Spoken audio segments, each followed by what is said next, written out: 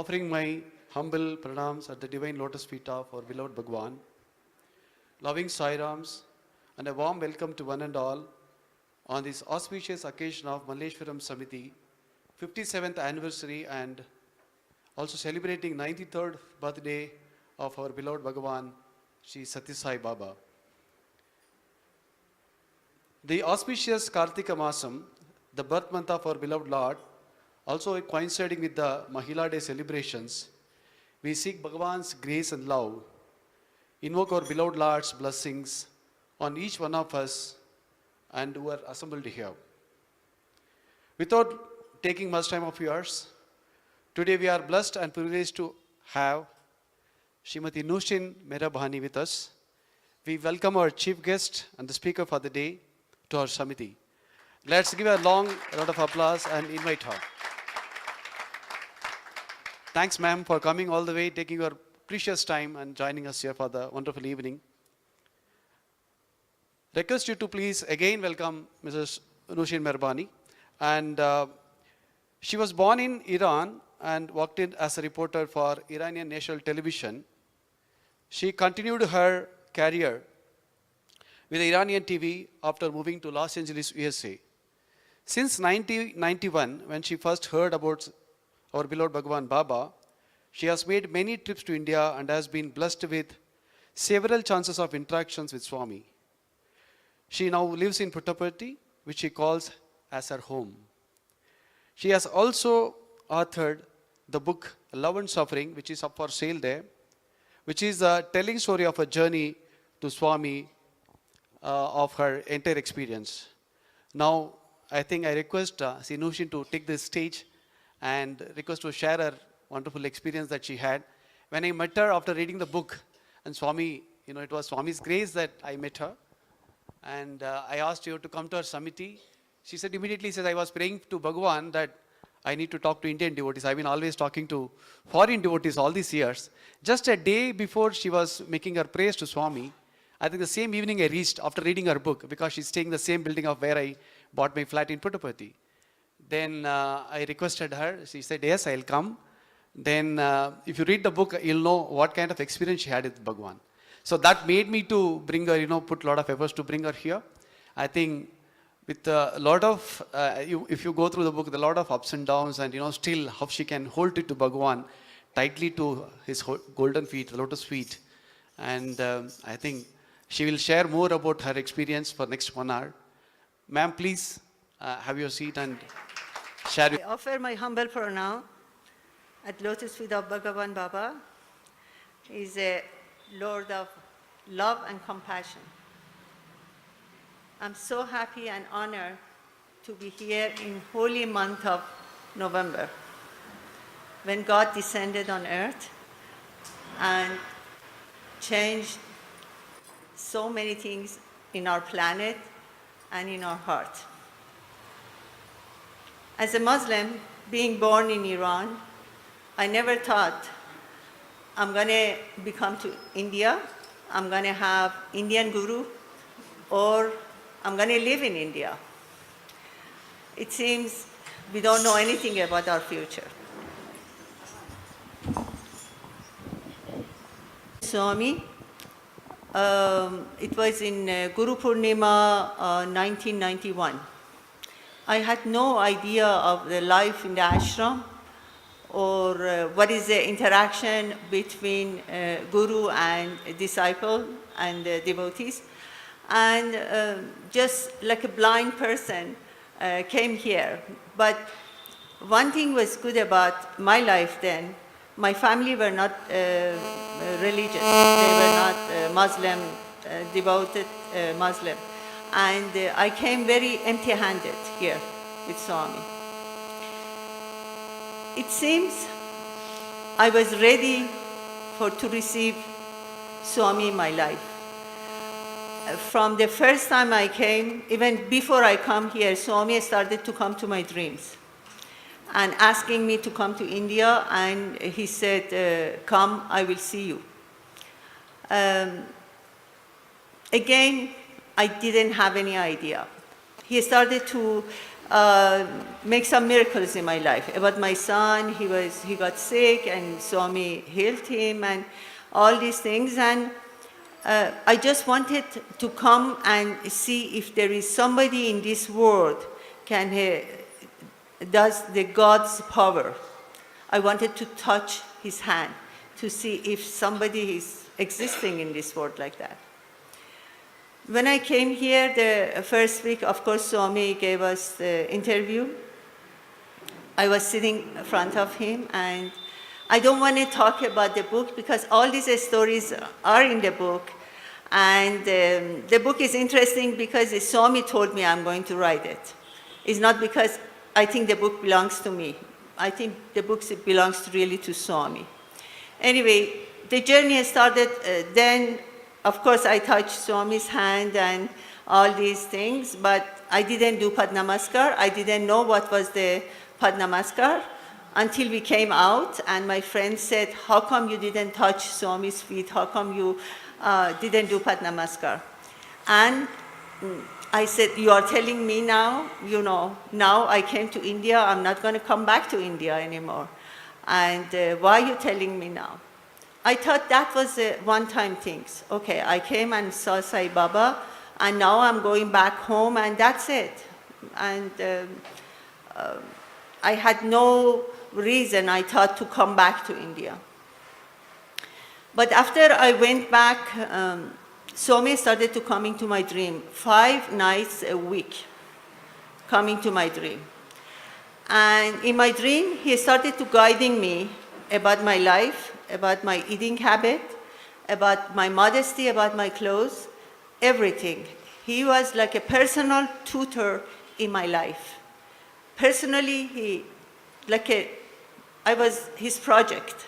He started to work on me. And I was ready. I didn't know I was ready.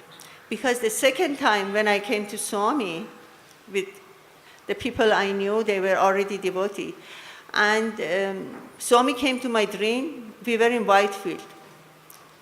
And Swami told me, Rama, Krishna, and I love you. That time I was not so familiar with Rama and Krishna. But he knew, my previous lifetime. What he said, it means I was with Rama, I was with Krishna, and I am also now with Baba. In another dream, Swami told me I was living in Shirdi, with Shirdi. All these background, it seems my resume suddenly became very good. And I knew Baba so well. I started to read Ramayana and Bhagavad Gita, and I had no problem. I understood everything about these books. I didn't know to ask people. I never had a question to ask about this book. What Krishna said, what Arjuna said, what was it Rama, what about Rama, Sita, everything I understood very well. Then I started to thinking about my own religion, Islam, the religion I born in. What is the difference between my religion and the Swami's teaching? I have studied Christianity, Judaism, and Zoroastrian. I study all the other religion also. Then I thought the 5 basic teaching, foundation of Swami's teaching is love, peace, truth, nonviolence, and righteousness is all basic, all the other religion also. Then I said, then what is it? Why so different? Why the devotees acting so differently from the people, they call themselves Muslim or Christian, but they do all sorts of things and they are not, it doesn't look like they know these principles. Then I find out the only reason people are different because they are not practicing. When we don't practice this teaching, then of course, is what you expect. Love, peace, truth, righteousness, nonviolence, all interconnected. We cannot practice love or peace or nonviolence, then we eat meat. we kill animals. It goes against the nonviolence. It goes against the peace. Swami is very smart. He always tells us, at least practice one thing. It's not possible to practice one thing. You have to practice all of them. This is, I find out, that was the reason behind all the chaos in the world now. And my own mission, my own hope in the world is spread these 4 sentences of Swami. There is one religion, religion of love. There is one language, language of heart. There is one caste, caste of humanity. And there is one God, and that's omnipresent God. This would cover everybody, everywhere in the world. Because look what the religion has done in the world. Not the religion, the follower of the religion. There's nothing wrong with Islam, nothing wrong with Christianity. It's something wrong with us as a follower. Ego comes between us and God. And under name of God, of course, because God, they believe is formless, they do whatever they want to do. They don't think he's omnipresent and he's watching us all the time and he's there all the time. I think if human beings, they practice these 3 characteristics of God, omnipresent, omniscience, omnipotent. These things are so important. If we believe in that, we don't need somebody else watching us. We behave, we do the right things ourselves because we know God is there. Even when Swami took that Atma God, powerful God, came in that body, avatar descended, we knew Swami knows everything. We knew he's omnipresent. Still, we go to interview room, Swami says something, and we say, Swami, I didn't do it.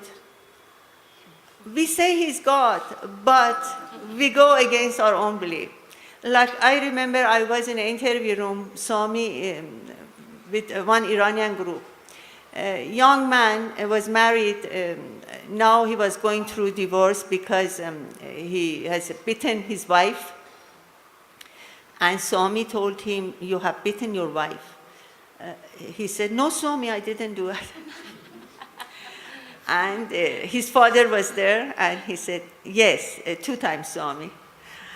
Because he was wiser, he knew Swami already know why Swami mentioned something. It means he knows everything. That was when Swami was in the body. Now we think Swami is gone again. Where is God again? We just do our own things. We brought Swami in frame of our own life. We do whatever we want to do. And Swami is also there. We love Swami, and loving Swami is the easiest thing in the world. It's not difficult. But I learned the only way we can be transformed to go the frame of Swami's teaching. We have to go follow exactly, practice the teaching. Without practicing, nothing, no transformation will happen. It doesn't matter how many books we read, write, or listen to the discourses, or singing bhajan, even though you guys sing so beautifully bhajan, I have to mention that, thank you so much. But still we won't transform. The only transformation comes when we practice. We just be honest to ourselves, we see our fault, we see what is shortcoming in our life, then we try to change. That's only the way. God never used a magic wand to transform anybody. His grace is there. We can always use His grace, but He doesn't do it forcefully by Himself, deciding, okay, I love this devotee, now I want to transform these devotees. He never does that, because we all are equal to Swami. Only us as a devotee, by our action, thought, word, and action, we can be close to Swami or distance ourselves from Swami. He is not the one distance from us. We are the one getting far from Swami or getting close to Swami. Swami is equally love everybody. He's standing in like in the center of this universe. Everybody has opportunity to get close to God. As he was coming to my dream, of course, he was telling me things, and I request you read the book, you get idea, and I have some stories when I came 12 years ago to live in Puttaparthi with Swami. So many miracles also happened that time, even after Swami left the body. Now, we think Swami is gone. Swami is not gone anywhere. He is there, only us with these two eyes, we cannot see him. But he can see us. He's there. He shows us. He's always there with us. And that's why he still comes to my dream. He tell me whatever necessarily he has to tell me, or giving me message, or just only giving me darshan is also happens. He doesn't talk, say anything, but only just giving love and darshan. For me, one of the sisters asked me if, since Swami left the body, is Puttaparthi changed? Of course it's changed. We always have this vacuum in our heart about Swami. We can never say it's the same, because we all missing his form, his beautiful form, and his love. It's very difficult when we talk about formless God and we say we understand formless God. We can feel his love. Or are we sure he hears us? He can make something different in our lives? The trust is not there as much as when we came to know God is in the form. It was so important. Me, as a Muslim, believing God is formless and it can never come in the form. It was just such a revelation for me to see, yes, I can see God in the form, not only in the form of Swami, but in any other form. Actually, I came to this conclusion: creator and creation are not separated from each other. It's the same. God put himself in every aspects of life, every form. If you are connected to the source, to that formless, if you are connected to all the forms. I was sharing the story today about my dreams, which when Pope John Paul II passed away, I was very fond of him. I prayed for him. He was in a hospital. I loved him. And he died tonight. Tomorrow, he came to my dream. There is 1 billion Christian in the world. Why Pope comes to my dream? He comes because I'm connected with the source. There is no separation between, I don't feel I'm separate from God. I really don't. I read Nisargadatta's book, I Am That. Tomorrow, he comes to my dream. He sits and talks to me. I have gained all this merit, everything in previous life. I cannot say I have done anything in this lifetime. I don't think I deserve any of this grace Swami is giving me. I only know I went through so much suffering in this lifetime. Since I was 12 years old, I lost my father, and so many challenges, and then challenges in my marriages, and all these things. But when I came to Swami, I said, Swami, if all those suffering brought me to you, I will pray to you to give me those suffering again. Because those suffering made me so close to you. I was completely aware of what's going on in my spiritual life. I was always paying attention to the inner meaning of what Swami says. Like if Swami says something in the interview room, I give you son, I give you daughter, or this or that, I knew there is inner meaning in what Swami says. I always go find out what Swami meant by this. For example, And because of that, I remember one dream I had in Iran. Swami was making phone call. I was like his secretary sitting next to him. And when he finished, I said, Swami, are you making phone call to your devotees?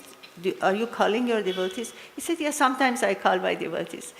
And then he stand up and goes, there were some Indian brothers were standing there. Swami goes to them and said, showing me to them, Swami said, this is her awakening day. I have to go and hug her. This was. Many things Swami revealed to me before or after, everything happens, everything. And I was listening, I was following, I was very serious about my spiritual life. And spiritual life is not, for me, it's not about rituals, it's not about doing things, it's about, I took the whole world as a stage to practice. Wherever Swami put me, I was in the West, I was in the East, in my country, or now I'm living in India, 12 years working in Western Canteen. I take it as a stage to practice, as a workshop. I just don't do seva with the hand or my mouth or feet or eyes. No, I believe I'm doing seva, first of all, helping myself, more than helping others, I'm helping myself, to understand. Swami never cared about the quantity of our work, how much we do. He always cares about quality. Quality, how we doing it. When I'm doing the cashiering in Western Canteen, he wants to know how I treat people. Do I treat them with love? Do I treat them with understanding, compassion, patience? Or some people, I face so many different nationalities when I work in Western Canteen. Everybody is different. Some people, they have temper. Some people, they have no tolerance, no patience. I have to be understanding and patient toward every single person. And see, Swami is testing me. I always know, wherever Swami is putting me, I know Swami is testing me. I should not take it lightly. One thing people tells me, they tell me, why you live in Puttaparthi? Swami left the body. My family, including my Sai devotee's friend in the West, why Nooshin, why you are still there? You can do seva here. I said, there is one thing in Puttaparthi, is nowhere else. Remembering Swami 24 hours, all the time. There is nowhere else. There is nowhere else in the world, because the world, it has this energy of dragging us toward the, physical level and lower level of the world. And there, we talk about Swami, we hear about Swami, we read about Swami, we sing bhajan all the time, all the activity. In every houses you pass, when we had Akhanda bhajan, every houses, every apartments, you hear they're practicing bhajan for Akhanda bhajan. Where can you find this? Nowhere in the world. That's why I'm so grateful to Swami to keeping me there and helping me to practice and hopefully get liberation. As he told me, he promised me he's going to give it to me. And, I told him, Swami, I don't want only liberation, I want to merge with you. Because sometimes you get liberated, you go to heaven, then you come back again, and I don't want to play that game again. I just want to lose this individuality as a Nooshin, as a body, and go and merge with him. He told me in my dream, he said some people are very pure, nothing can make them to come back to this world anymore. He already said, like you don't want to come back even as a saint or sages. You don't want to come back as a spiritual teacher or helping God. Nothing. You have no desire, not epsilon of any desire to come back to this physical level, Of course, the other side, we have no idea which level we are going to go, which planet we're going to be, how he's going to use us there, but it's up to him, Another thing Swami taught me, the importance of one-pointed devotion. It was so important, this for me. And I really practiced that. In 27 years in India, I have never gone any other ashram. I have never seen any other Amaji or Babaji.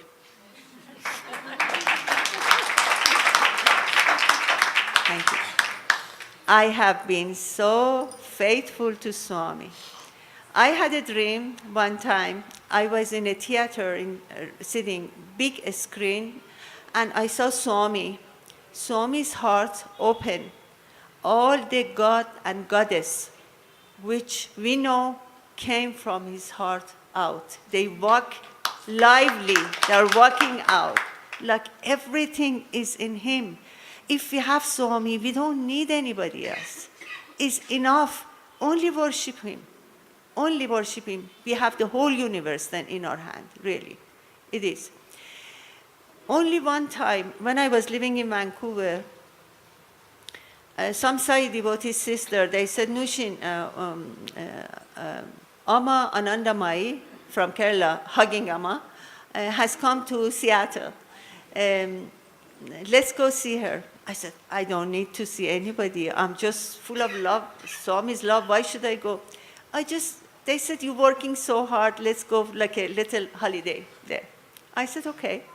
We sat in the car, 4 of us, each one of us from different country. We all chanting only Sai Gayatri until to go see Amma. Our attention was on Swami. We went there as some of us, we were first comer. They put us in the first row. And Amma came with, of course, beautiful smile. She's so good energy, nice. And I went toward her. She hugged me very hard and telling in my ears, my daughter, my daughter, my daughter, my daughter. After some times, and let me go and give me prasad, I went. I didn't feel any sensation. If I see Swami from 1 kilometer from here, I would shake. I get so excited. But nothing happened inside of my heart, This happened, and we stayed overnight. Tomorrow when we came back, Swami came to my dream. He was standing, I was standing next to Swami. There were other people in front of us. Then Swami talking to them about me. Telling them, whenever Nooshin asks me something, I will tell her, why don't you go to Amma? But Nooshin tells me, when I have a mother, I don't need a stepmother.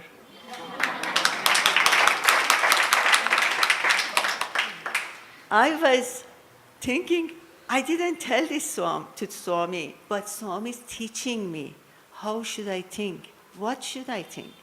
Swami, they were all Sai devotees.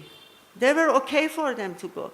But each one of us, we are in different level of consciousness, and our relationship with Swami. We all have one Swami for ourselves. I have my own relationship with my own Swami. You have your own relationship with your own Swami. We have to make our Swami ours. I made my Swami mine, I don't know if your Swami is yours, but try to make yours, This way, I find out, Swami is telling me, you don't need to go anywhere. You just stay with me. When Swami left the body, I was, like everybody else, we were crying and things. Swami arranged it for me. Suddenly, I go to US, visit my family, because he told me so. And I had a dream. I entered in this place. It's only the one is like a ground, is a room, but it's not a room because it has no ceiling, it has no walls, nothing. And furniture was clear crystal, the furniture, two couch against each other. I was sitting there and I walked in, I saw one man in front of me, and Swami was wearing orange robe with black shoes. He was wearing black shoes. In my previous experiences in my dreams, I knew when Swami wear shoes, it means don't touch my feet, no Padnamaskar. I knew that. In my dream, I knew. But when this gentleman left, I sat at Swami's feet. As soon as I sat at Swami's feet, Swami took off his shoes. He took off his shoes, he put his feet in top of each other, and he told me, hang on to my feet. He said, always hang on to my feet. Then I pray, of course, I kissed, how many minutes, I don't know.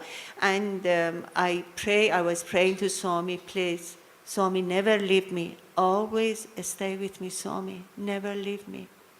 Then, after I finished, he said, come and sit next to me. I was sitting next to Swami, and then another gentleman came in the room. Swami changed his seat, went sit opposite side, talking to the man. While he was talking, at the entrance, it was not any door or anything, somewhere. Swami's mother and father entered the room. Ishwarama came and sat next to me. Swami's father is standing next to Swami's, where Swami was sitting, his father was standing next to him. And they were talking to each other. Ishwarama first talked to me sometimes, then they were talking to each other. They wanted to make jam for Swami, some marmalade jam. They asked Swami, which jam do you like? Swami looked at me, he said, which jam do you like? Asking me. I told Swami 4 jams, which when I was young, my mother used to make, like a sour cherry, pumpkin, or strange things. Swami said, okay. I woke up. Then I went to USA. One of my Sai devotees friend, she invited me to stay with her a couple of nights. And then we talk about Swami and, funeral and everything, we talk until 2 o'clock in the morning. I went to sleep. In the morning when I woke up, she already was awake and she arranged the breakfast table. I saw in this round table, there is a round crystal plate divided by 4. 4 jams, I told Swami, is in that table. It's amazing how Swami, that's why Swami told me in the interview room, these are not dreams. I come to you myself. This is what he wanted to make sure, because I was thinking, how come? My friend making jokes, they say, Swami doesn't have time to come to our dreams because he's always coming to your dream, which is not true. Swami can go same night to everybody's dream. As everything in my conscious and subconscious become almost one. I remember when I was reading Ramayana, I had Hanumanji's dream. Big Hanuman in front of me, live Hanuman, and a little bit distance, of course. He split his chest for me, and I saw Rama, Sita, Lakshmana moving in his heart. And I was just like it was such a profound dream. When I woke up, I was, you don't feel yourself. It's like you come from another dimension when you have these profound dreams. And sometimes after this dream, I saw Swami did the same thing. He split his chest in front of me. But what I saw in Swami's chest, guess what was it? He himself was in his heart. He wanted to say everything is him, only him. Now what I feel, about a year now, I feel my heart is split open. I have this vision, and Swami is there. He's a permanent resident in my heart.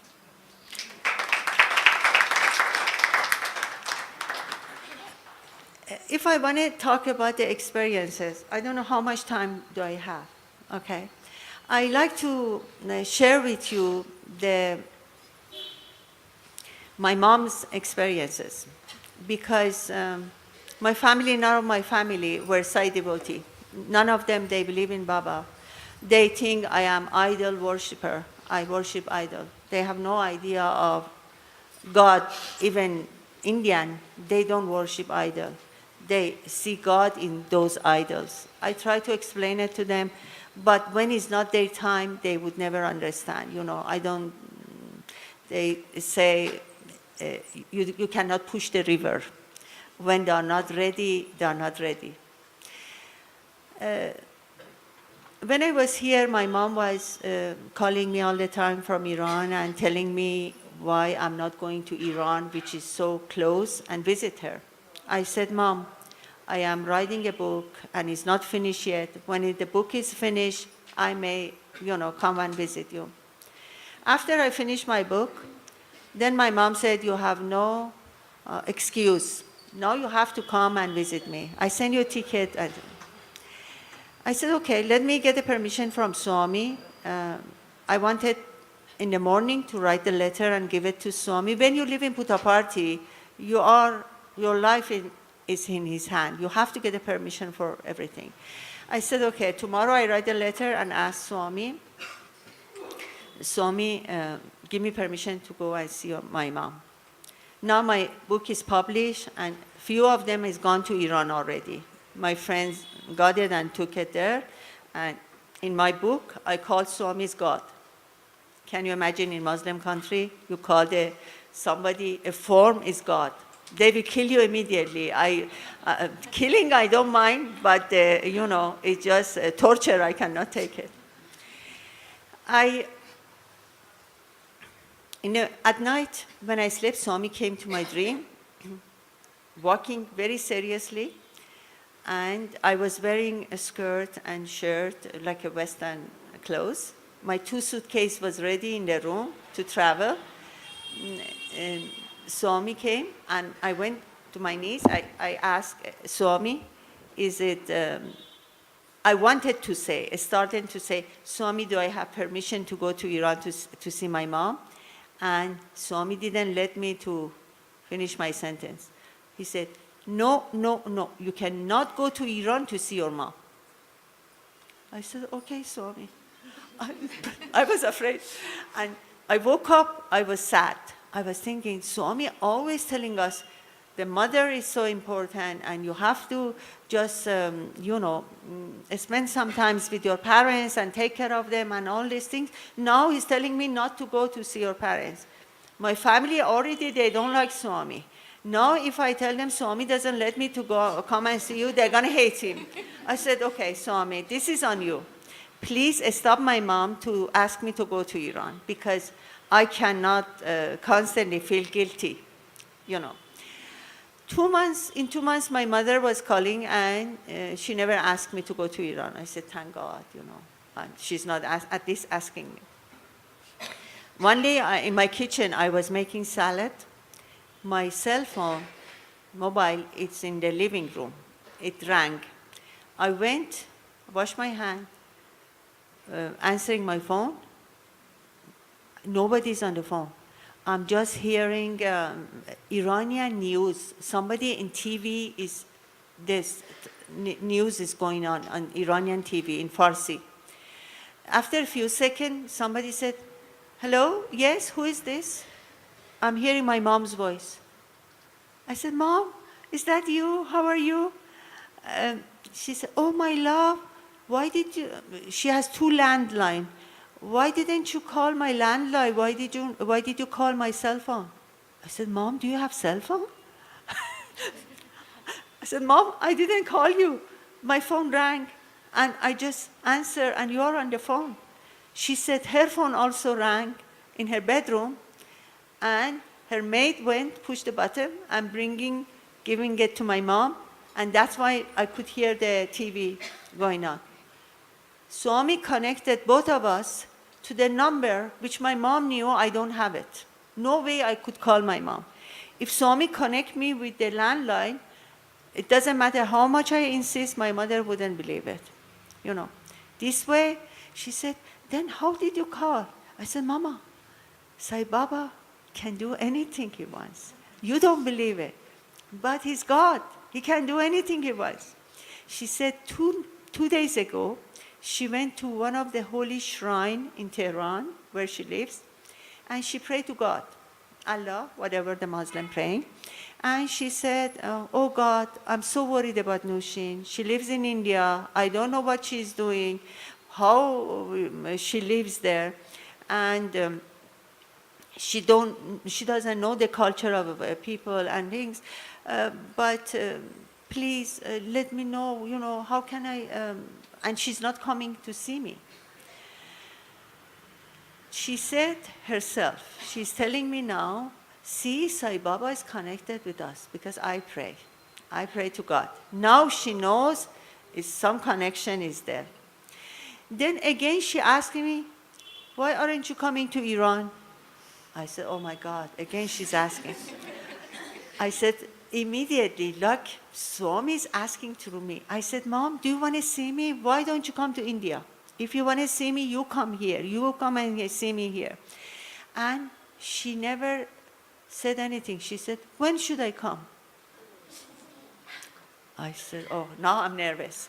I said, okay, come in month of January. It was end of almost 2008, end of 2000. I said, come in January, the weather is good, and it's not so much crowd. Come here. She said, I'll let you know. And I told her, see, you are talking 45 minutes.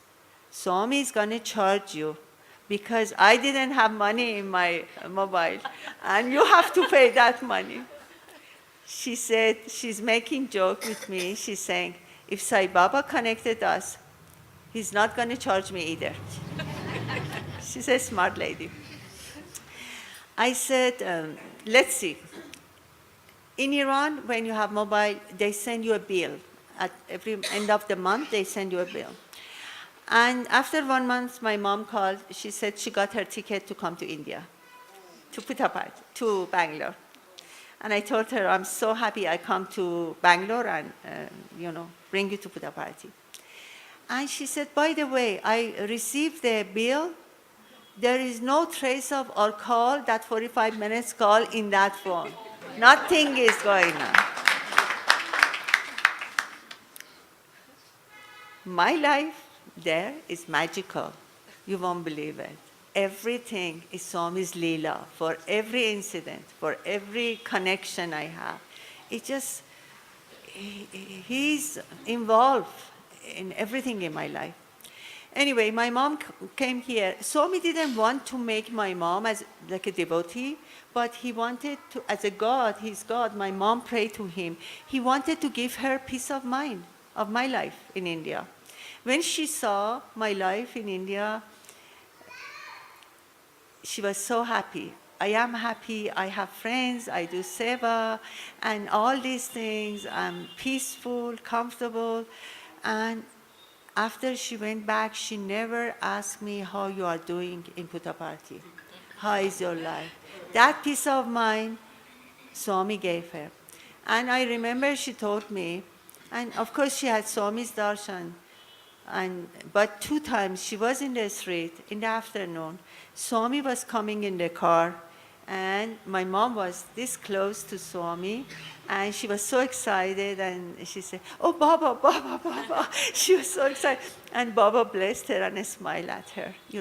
My mom, she was a very good mother. God bless her soul. She raised 4 of us without the father. Because I told you I lost my father when I was 12. The oldest one was 14 years old. And my mother was 28 years old when my father committed suicide. My father was 38 years old. Anyway, that story chapter is gone. There is no sadness. We are not here to talk about the sadness. But another chapter, my mom always had a struggling of sharing me with Swami. She thought I belonged to her. Why Nooshin loves Swami so much? She should only loves me. This was like everybody who's not Sai devotees around us, they feel the same way. And in 2015, she had a stroke and paralyzed. And Swami already told me not to go to Iran. And I don't know what to do. It's so dangerous for me to go to Iran. I couldn't go.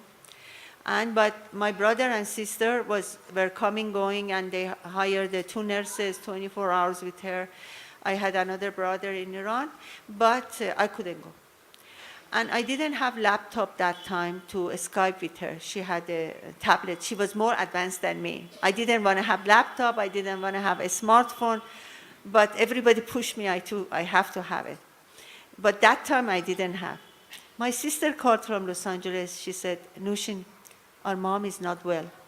You better go and find some computer and Skype with her and talk to her, see her. She may not even recognize you because she's not well, she cannot talk well. And I remember it was Christmas Day, 2015. I went to my friend's house and I Skyped my mom. Of course, 3 years I hadn't seen her. After I saw her like that, and it was heartbreaking for me. I thought my mom wouldn't recognize me. Not only she recognized me, she said 2 sentences. She said, I hope Sai Baba would always take care of you. Finally, she gave me to Baba. She surrendered to Baba and giving me to Baba.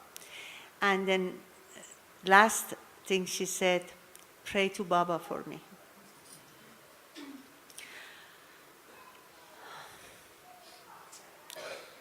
Exactly 1 week after, 1st of January, my sister called and she said our mother left her body. She was waiting only to see me.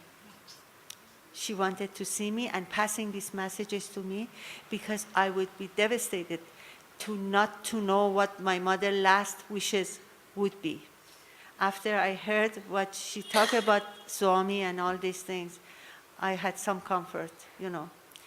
And this was 1st of January at 10 o'clock at night. I heard this news. In the morning, I have satsang with 70 Russians in the ashram.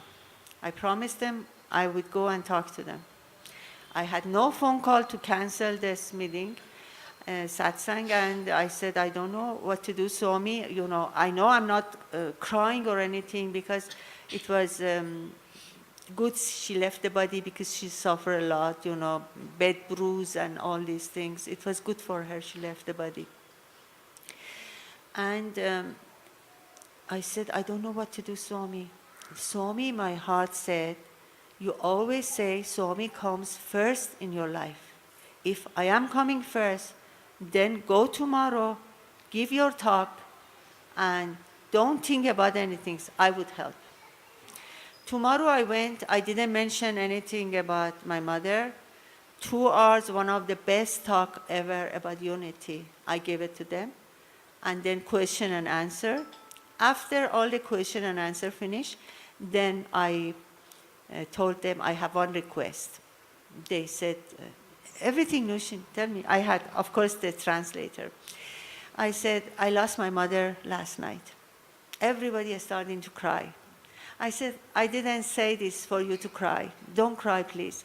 Only I want you to pray for my mother, you know, because she wanted me to pray for her. And I think if that day I didn't go to that meeting, my mom would never get a chance. 70 people at the same time in the Sai Baba's ashram praying for her soul. Everything is connected. It's enough only we listen to Swami. We follow him. We give our heart to Swami. He would take care of everything. We don't need to be worried about anything. He even, how long time do I have? I don't want to, 10 minutes? Okay. Also, one of the incidents happened which was very important in my life was in 6 months before Swami left the body, It was Chinese New Year, and 2008, Chinese New Year, 2011, 8th of February was Chinese New Year. That day, early morning, Swami came to my dream. Swami told me, you had a stroke, but don't worry, Swami would help. You have a stroke, I'm not sure. You have stroke. I was not worried about this. Only thing I thought, Swami, how long I'm going to live?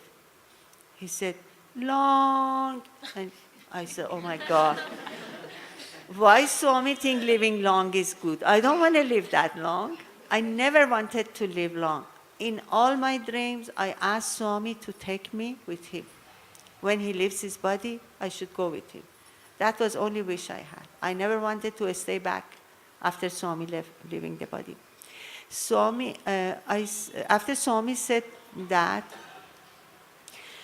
I said, Swami, would you please take me with you when you go? 2.5 months after Swami left the body, I'm telling him to take me with you. Of course, he didn't give me an answer. He would never tell us when we go. And he just looked at me very deep. I said, I didn't get an answer. Then I said, Swami, I will pray so much, you may change your mind, you take me with you. I was insisting to go with Swami. And Swami didn't give me an answer. He gave me Padnamaskar. I woke up, I go to the canteen. I see everybody's crying. No, I'm sorry, not that day. I do the canteen, waiting to go in the afternoon for the Chinese New Year. I went in the afternoon, and Swami is not coming that day. It doesn't happen. Swami, every function, even if he's sick, he comes, you know. But that day he didn't come. All these Buddhists, they were waiting to chant the Buddhist chanting, and the beautiful costumes, they were prepared really. They were so disappointed Swami didn't come. And I was thinking, okay, he will come tomorrow, no problem. Maybe some people came visit him or something like that. I never wanted to feel like a negative if something happened to Swami. Tomorrow I go, Swami comes with a car, not with wheelchair anymore. The car comes, go to veranda, they open the door, and instead of Swami doesn't come out, but they did arati in front of Swami. While Swami is sitting in the car, they close the door, Swami is going to his residence.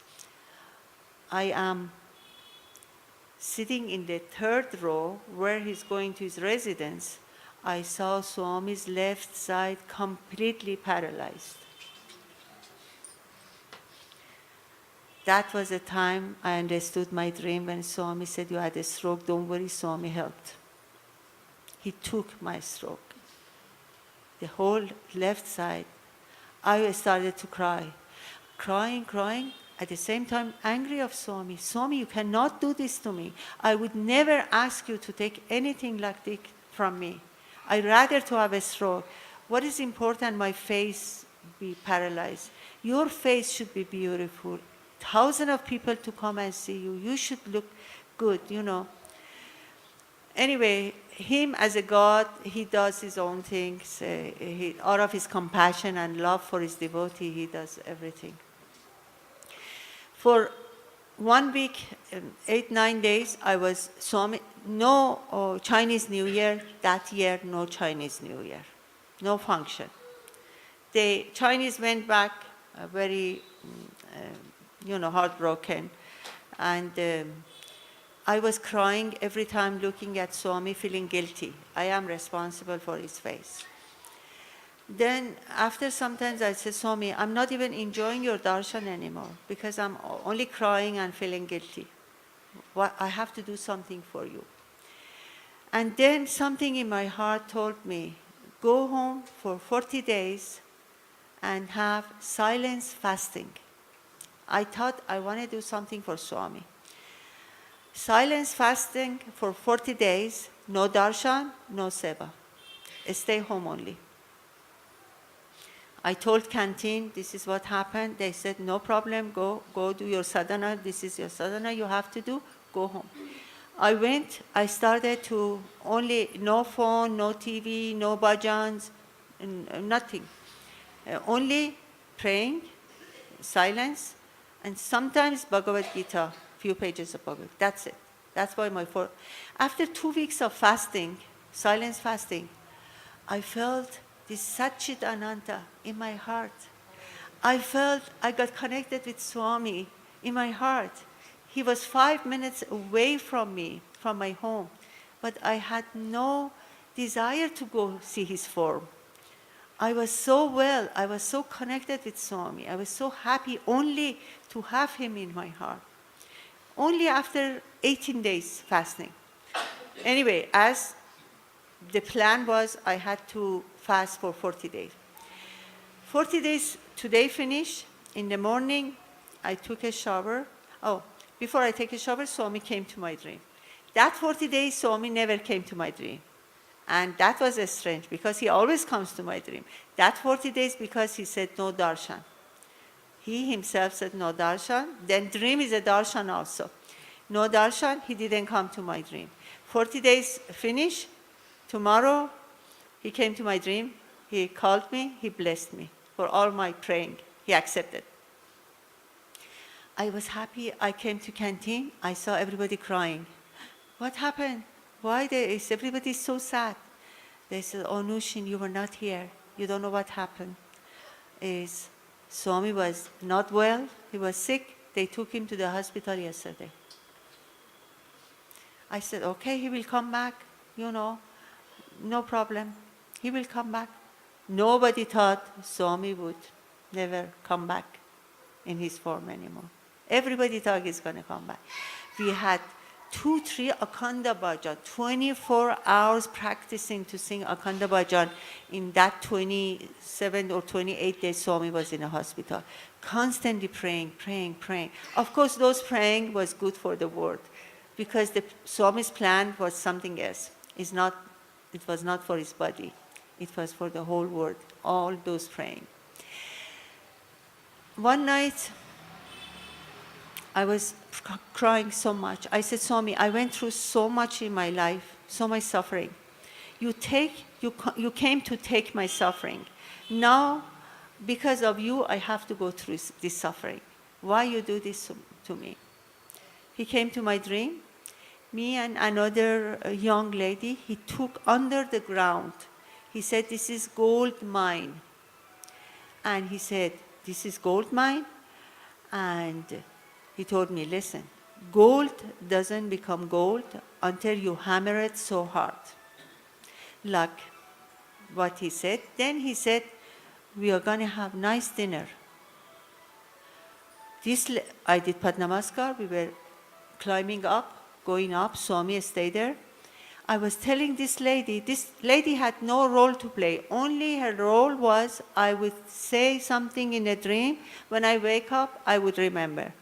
I told her, Swami revealed this secret to us. That's why he put us through this suffering, because he wants to make a gold out of us. I was telling her. But that dinner, to me, what Swami said, is like a last supper Jesus had with his disciple. This is what because dream is, Swami create the dreams, what he has to say and what we have to think. Is in his hand. What I understand in a dream, also in his hand. Anyway, I love Jesus so much. I had few dreams of Jesus before. He also sent his angels to me, and I'm so connected with him. That's why Swami, I think I was one of his disciples in his time. That's why Swami said, we're going to have nice dinner, like a last supper Jesus had with his disciple. Then, of course, Swami left his body, and I never saw Swami. 40 days I was in silence, and 28 days Swami in a hospital. I never saw Swami's body again.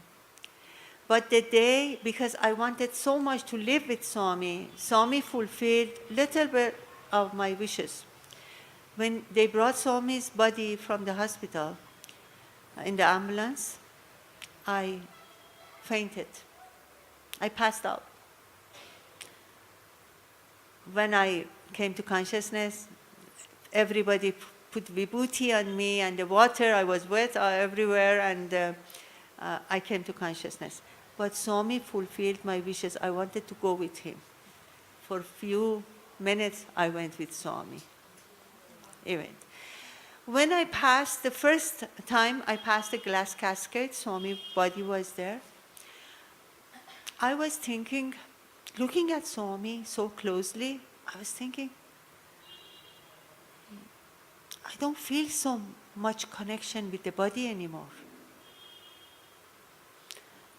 Then I understood my connection has been always with Atma, in that body. Now Atma is not in that body. I don't feel connection with the corp, with the body. When we leave our body, we are corp, even the body of the avatar. That's why our connection now and forever is Atma to Atma, heart to heart, nothing else. Thank you so much.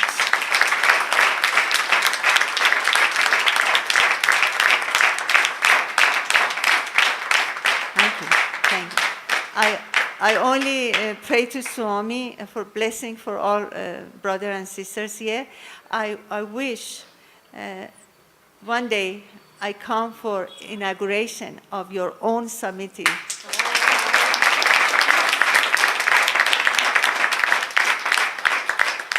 Even if I don't talk, I just be present and feel the joy with you guys and be with you. Thank you so much.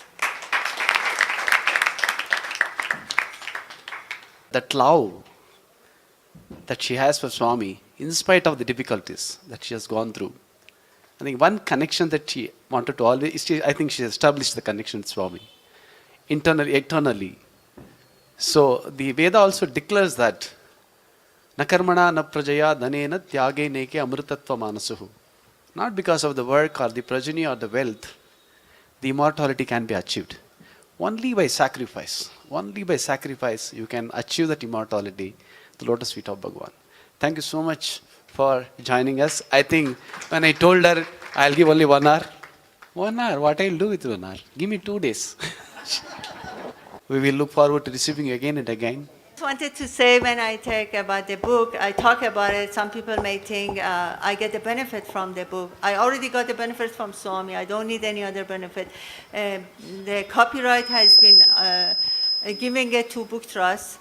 All the benefit goes to the Book Trust. It's not mine. And when I suggest, it means it's just everybody who read the book, it's touched in their heart because it came from my heart, and I tried to be so honest about explaining, and I took everybody in interview room. I had 20 interviews with Swami, and I explained about each interview and interaction with Swami, with the devotee, because people, Swami wanted me to share these things, and some people, many devotees, when they have experiences, they keep it in their heart, they don't share it with others.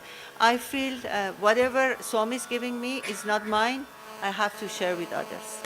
That's I wanted